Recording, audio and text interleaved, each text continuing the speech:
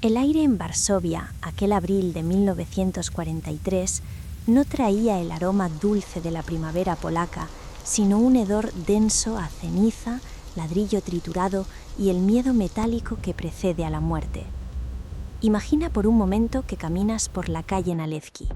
No hay pájaros, solo el eco de las botas claveteadas de la SS contra el empedrado y el susurro de miles de seres humanos que tras muros de 3 metros de altura, coronados con cristales rotos, han decidido que ya no tienen nada que perder, ni siquiera la vida.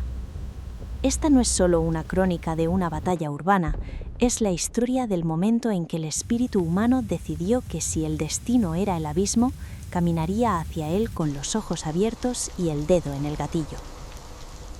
Para entender cómo se llegó a este estallido de furia y dignidad, debemos retroceder a los días en que Varsovia era la París del Este, una ciudad vibrante donde la cultura judía florecía en cada esquina, antes de que la sombra de la esvástica la convirtiera en una inmensa antesala del matadero. Todo comenzó con una precisión burocrática aterradora. Tras la invasión de 1939, los nazis no solo ocuparon Polonia, sino que procedieron a diseccionarla con el bisturí del odio racial. En octubre de 1940 se decretó la creación del gueto, un área de apenas 4 kilómetros cuadrados donde fueron hacinados más de 400.000 judíos. La densidad poblacional era de locura, casi 10 personas por habitación en un espacio que representaba apenas el 2% de la superficie de la ciudad, pero que contenía a 1/3 de su población. Los muros se cerraron y el mundo exterior se convirtió en un recuerdo borroso. Durante 2 años, el arma principal de los opresores no fue el fusil, sino el hambre y el tifus. Los diarios de la época, como los del historiador Emanuel Ringelblum, describen escenas que desafían la cordura. Niños que se deslizaban por las alcantarillas para mendigar un trozo de pan en el lado ario, mientras los carros de los enterradores recorrían las calles cada mañana, recogiendo los cuerpos de quienes habían sucumbido al frío y la inanición. Pero incluso en esa oscuridad, el ser humano buscaba orden. Se crearon escuelas clandestinas, orquestas de cámara que ensayaban en sótanos y una red de archivos que hoy nos permiten conocer esta tragedia. Sin embargo, para comprender la profundidad de la herida, debemos detenernos en la figura del Judenrat, el Consejo Judío. Bajo la presidencia de Adam Cherniakov, estos hombres fueron colocados en una posición imposible: ser el amortiguador entre las órdenes genocidas nazi y una población agonizante. Cherniakov, un hombre de principios que intentaba negociar migajas de vida, se encontró en julio de 1942 con una orden que su conciencia no pudo procesar: la entrega de 6.000 personas diarias para reasentamiento. Sabía lo que significaba. Cuando intentó excluir a los huérfanos de la lista y fracasó, se sentó en su despacho y tomó una cápsula de cianuro. Su suicidio fue el último grito de una diplomacia desesperada. Tras su muerte, el gueto quedó bajo el control de la policía judía, hombres que en un intento trágico y humano por salvar sus propias vidas o las de sus familias, se convirtieron en los ejecutores inmediatos de las redadas. Esta fractura social, donde el vecino era obligado a capturar al vecino bajo la mirada vigilante de las SS, creó un trauma que solo la resistencia armada lograría comenzar a sanar.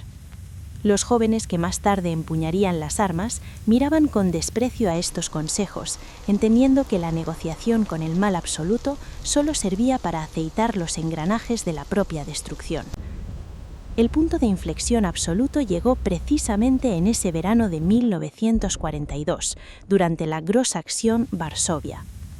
La premisa nazi era un engaño cruel, pero los rumores que llegaban del exterior, traídos por correos valientes que se arriesgaban a cruzar el muro, hablaban de un lugar llamado Treblinka, donde no había fábricas ni campos, solo chimeneas que no dejaban de humear.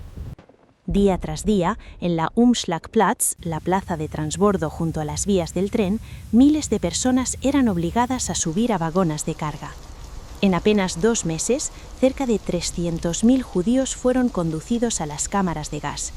Cuando las deportaciones se detuvieron brevemente en septiembre, el gueto era un cementerio viviente de apenas 60.000 supervivientes, en su mayoría jóvenes, huérfanos de familias enteras, que comprendieron con una claridad sangrienta que el siguiente tren sería el último. Fue en ese vacío absoluto, en ese silencio de las casas vacías donde aún quedaban platos de sopa fría sobre las mesas, donde germinó la semilla de la resistencia. Ya no se trataba de sobrevivir para ver el mañana, sino de elegir cómo morir hoy. El dolor se transformó en una disciplina gélida. Si el mundo los había abandonado, ellos se harían cargo de su propio final. Dos grupos principales de resistencia comenzaron a operar en las sombras de las ruinas, superando sus propias diferencias ideológicas en un pacto de sangre. Por un lado, la Organización Judía de Combate, la ZOB, liderada por Mordecai Anielewicz. Imaginad a este joven de 23 años, delgado, de mirada febril y voluntad de acero.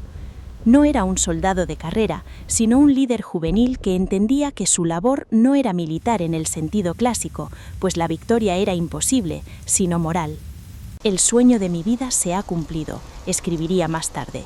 «He vivido para ver la resistencia judía en el gueto». Por otro lado, la Unión Militar Judía, la ZWW, formada por antiguos oficiales del ejército polaco con una visión más técnica de la guerra.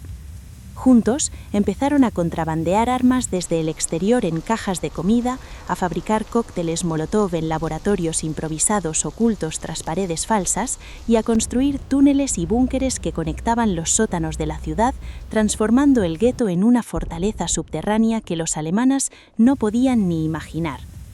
Cada pistola costaba una fortuna en el mercado negro del lado ario, cada buela era un tesoro que se guardaba con la reverencia de una reliquia.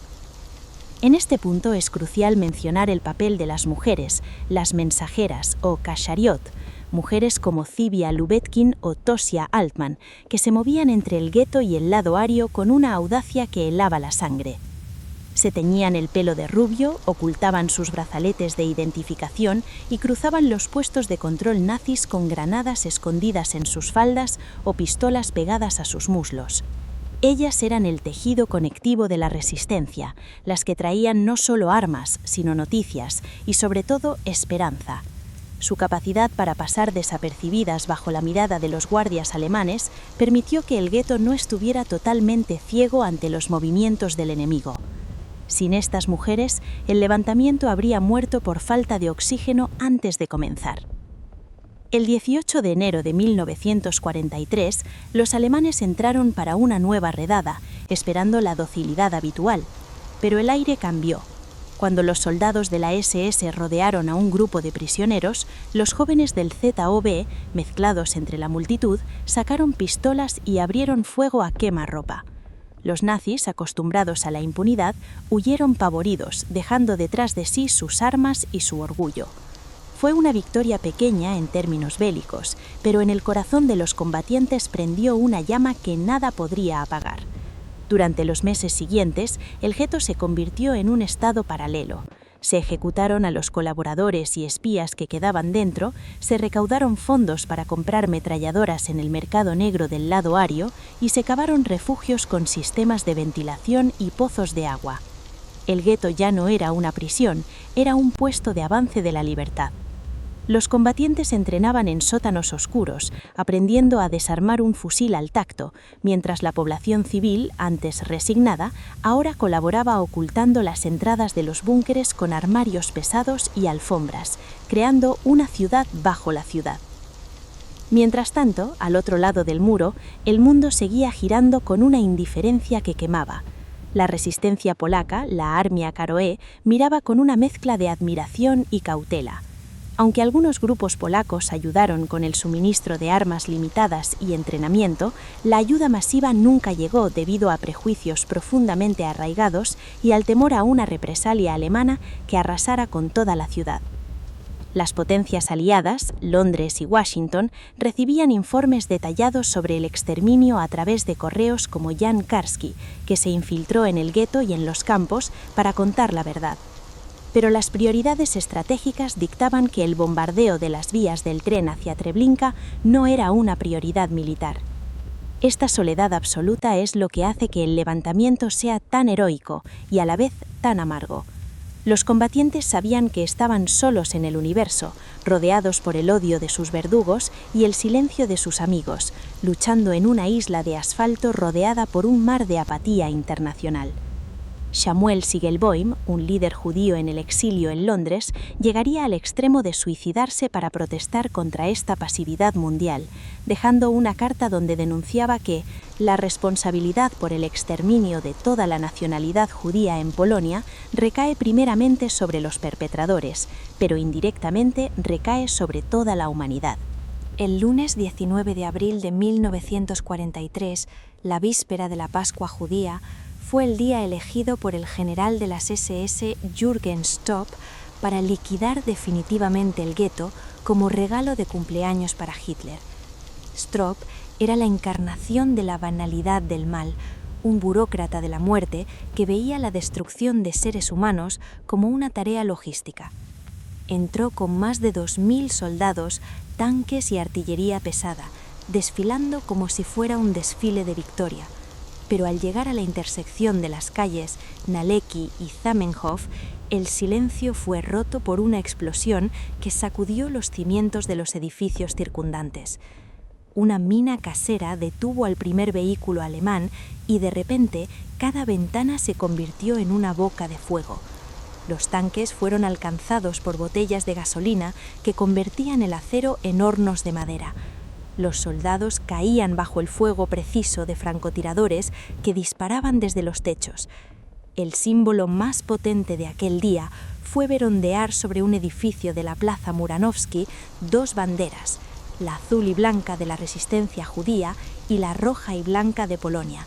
Era un desafío al Reich de los 1000 años, un grito que decía: «Estamos aquí y no nos rendiremos». La batalla se volvió feroz y asimétrica. Stopp, frustrado por la resistencia de lo que él llamaba subhumanos, cambió de táctica por una de tierra quemada. Dio la orden de incendiar el gueto bloque por bloque. No buscaba capturar, buscaba borrar. El escenario se transformó en una visión del infierno. El calor de los edificios en llamas era tan intenso que el asfalto de las calles se derretía y la gente se lanzaba por las ventanas, prefiriendo la muerte rápida contra el suelo que el tormento del fuego. Los combatientes se refugiaron en los búnkeres subterráneos. Imaginad la vida allí abajo, cientos de personas hacinadas en la oscuridad total para ahorrar velas, el oxígeno escaseando a medida que los incendios exteriores lo consumían todo y el ruido constante de las detonaciones alemanas buscando las entradas de los túneles. En esos búnkeres, la distinción entre combatiente y civil se borró. Cada mano que pasaba un balde de agua o que consolaba a un niño era un acto de guerra contra la deshumanización nazi. Los alemanes empezaron a introducir perros y gases lacrimógenos en las alcantarillas, convirtiendo el último refugio en una ratonera mortal donde el agua negra llegaba a la cintura y los cuerpos flotaban en la penumbra. La lucha en las alcantarillas fue quizá el capítulo más aterrador y sublime de esta resistencia. Los combatientes utilizaban el laberinto subterráneo de Varsovia para moverse entre sectores que los alemanes creían haber aislado. En la oscuridad absoluta, guiándose solo por el tacto de las paredes húmedas y el sonido del agua, los equipos de asalto emergían detrás de las líneas alemanas, atacaban y volvían a desaparecer. Stopp, enloquecido por esta táctica, ordenó inundar las alcantarillas y lanzar gases tóxicos. Sin embargo, los rebeldes aprendieron a construir diques improvisados y a usar máscaras de gas capturadas. Era una guerra de ratas contra titanes, donde el conocimiento del terreno compensaba la falta de artillería. A pesar de la falta de municiones y de que los combatientes debían usar armas capturadas al enemigo, la resistencia duró casi un mes. Es asombroso pensar que un puñado de jóvenes mal alimentados resistieron más tiempo ante el ejército alemán que el Estado de Francia en 1940. El 8 de mayo de 1943, el búnker del Comando Central en la calle Mila 18 fue rodeado. Las fuerzas especiales alemanas lanzaron gas venenoso por los conductos de ventilación. Mordechai Anielewicz y unos 100 de sus compañeros, antes que entregarse y desfilar ante las cámaras de propaganda de Goebbels, optaron por el suicidio colectivo.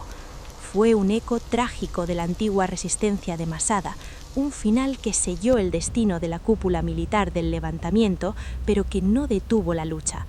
En los escombros, pequeños grupos continuaron hostigando a los alemanes durante semanas, saliendo de las alcantarillas como fantasmas para disparar un último tiro antes de desaparecer en la negrura de los túneles inundados. El hambre era atroz, la sed insoportable, pero el deseo de no ser capturados vivos los mantenía en pie. Jürgen Stroop, buscando un cierre simbólico y grandioso para su campaña, decidió que el fin del gueto debía marcarse con la destrucción de la Gran Sinagoga de Varsovia, un edificio magnífico que se encontraba técnicamente fuera de los muros. El 16 de mayo a las 8:15 de la tarde, el general pulsó personalmente el detonador. El edificio voló por los aires en una explosión que se oyó en toda la ciudad, una lluvia de escombros que parecía marcar el fin de una era. En su informe final, encuadernado en cuero para sus superiores en Berlín y titulado «El barrio judío de Varsovia ya no existe», Stroop escribió con una soberbia escalofriante sobre su éxito. Estaba convencido de que había enterrado no solo a un pueblo, sino a una idea. Se fotografió orgulloso frente a las ruinas, capturando una imagen famosa de un niño pequeño con las manos en alto frente a fusiles alemanes. Una imagen que Stroop creía que demostraba su poder, pero que el mundo recordaría como el testamento de su infamia. Pero la historia tiene una forma extraña de hacer justicia. Stroop terminaría siendo juzgado y ahorcado precisamente en el mismo lugar donde cometió sus crímenes, en 1952. Y el gueto, aunque físicamente era un desierto de cenizas y ladrillos pulverizados, se convirtió instantáneamente en un mito fundacional de la dignidad. De los túneles y las llamas surgieron unos pocos sobrevivientes, como Marek Edelman, quien logró escapar por las alcantarillas hacia el lado ario y continuaría luchando en la insurrección general de Varsovia un año después. Años después, cuando se le preguntaba por el sentido de la lucha, Edelman respondía con una sencillez cortante. No lucharon por la victoria, pues sabían que la muerte era el único final posible. Lucharon por elegir el tipo de muerte. Lucharon por la autonomía de su último aliento. El levantamiento no fue un intento de salvar vidas, sino de salvar el honor de la humanidad en un momento en que ésta parecía haber renunciado a él. El levantamiento del gueto de Varsovia nos enseña que la resistencia no se mide por el resultado estratégico, sino por la integridad del acto. En un mundo que a menudo nos empuja a la indiferencia o al cinismo, la memoria de aquellos hombres y mujeres nos recuerda que siempre hay una elección, incluso cuando parece que todas las puertas están cerradas. Aquellos que lucharon entre las llamas de 1943 no nacieron para que los recordáramos solo como víctimas, sino como seres humanos plenos que reclamaron su lugar en la historia con una fuerza tal que los muros, aunque cayeron, nunca pudieron sepultar su voz. Hoy el monumento que se alza en la plaza del gueto no es solo piedra, es un recordatorio de que, aunque en la noche más oscura de la razón, el individuo mantiene la soberanía sobre su propia alma. Su sacrificio transformó el concepto de resistencia judía y envió un mensaje universal.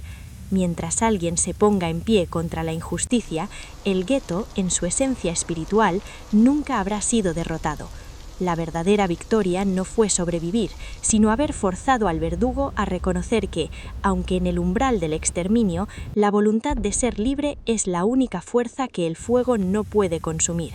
Al final, lo que queda no son los muros de Stroop, sino el recuerdo de aquellos que, en la oscuridad más absoluta, se atrevieron a encender su propia luz.